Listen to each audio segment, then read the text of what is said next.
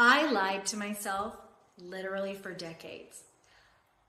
If someone called me a workaholic, I would take that compliment and I would wear it like a badge of honor, and I would pat myself on the back every time and think, yes, this is what being successful is for people to say, oh, Cheri, I drive by your salon at 9 o'clock at night and you're still there. Wow, you have such a great business. And I did, and I do, and I love my salon. I love my clients. I cannot tell you how much the industry has meant to me in the almost 4 decades that I've done hair behind the chair. But what I have realized through my own burnout journey and recovering is that burnout is silent, and it often comes disguised as professionalism, perfectionism, workaholic-ism. That's my own invention, but it works, right? And you wrap all those up and it equals passion for the industry, passion for your clientele. But what burnout does is it makes you lie to yourself. You think, if I can just get through this, if I can just get through this season, if I can just get through my kids' soccer matches, if I can just get through the holiday rush, summertime, whatever it is, that you're going to get through it and then things will magically get better. You won't be so frazzled. You won't be so overwhelmed. You know, when I was in the salon, I never feel frazzled. I never feel overwhelmed in the salon. It was after my last client would leave for the night. And I would sit here and I wouldn't even want to go home because I'd just be numb. I'd catch myself sitting in my chair or sitting in my car afterwards and thinking, oh my God, what a day. And then would go home to what I considered my next shift of taking care of my family, my husband, myself.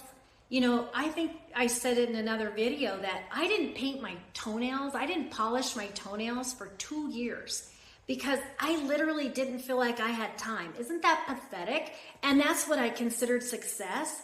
That if I had dropped one of those balls that I was juggling, that my life would fall apart. And what a skewed way of looking at success.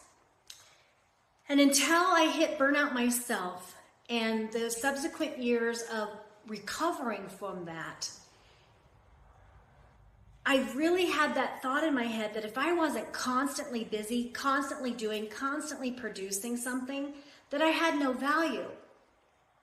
And what I've realized through my burnout journey and through the recovery of that you can give yourself grace and you can drop some things and you need to, because at the end of the day, what is life? What is life? Why do you want to live life? What, to be just busy and to, sure, you have money, but you don't have time to spend it. You have children, you don't have time to enjoy them. You're rushing from one thing to the other, to the other, to the other. And you think, oh, this is what success looks like. Does it feel successful to you? It didn't at the end of the day for me. And when I hit that burnout and I couldn't do it anymore, even then I was like, oh, but once I have this feeling is over, once I get through this, then I'll push through. Sick, right? But you have to start thinking of the things that are weighing on you the heaviest right now.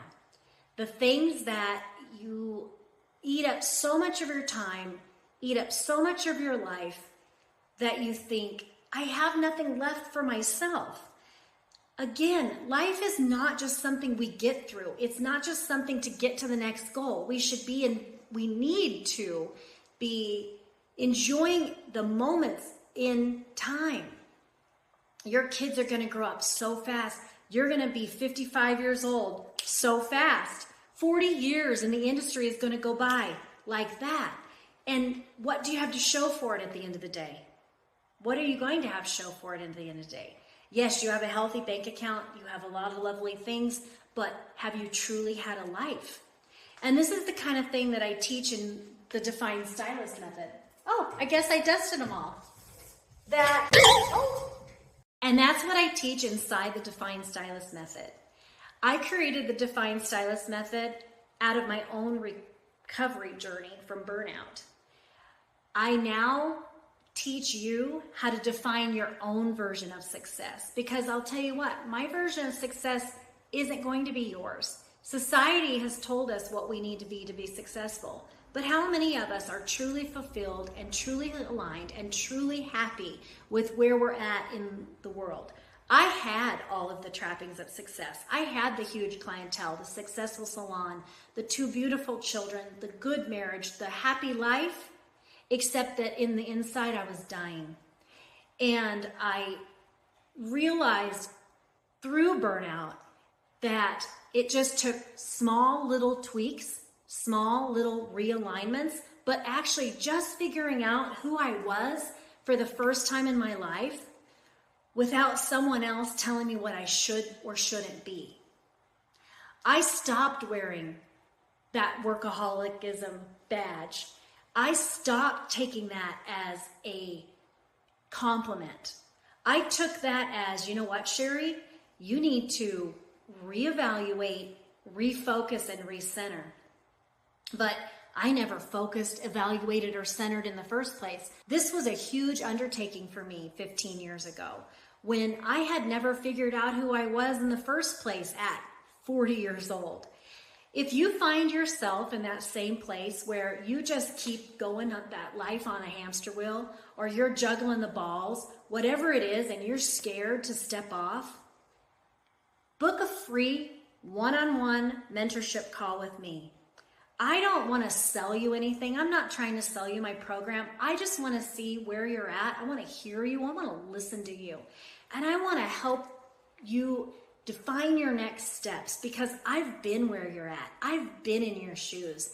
And I can tell you there is another side to this. You can be successful. You can be highly successful and feel aligned and feel so good about yourself and where you're at, because I live it every day. So book your one-on-one call with me and let me help you get there. And if this resonates with you at all, would you hit that like button? And also, if you haven't already, hit the little bell to subscribe, because what that does is it tells me that you're enjoying these videos, that I need to create more of real conversations that we can have to elevate the beauty industry as a whole, but to elevate ourselves. Each of us that elevates ourselves elevates our industry, so that we can be perceived as that high value career choice. And we can also prevent the burnout that costs so many of us our careers. So hit the like, hit the subscribe if you haven't already, because it is your life and it is your career, and you can define it your way. I'll see you in the next video.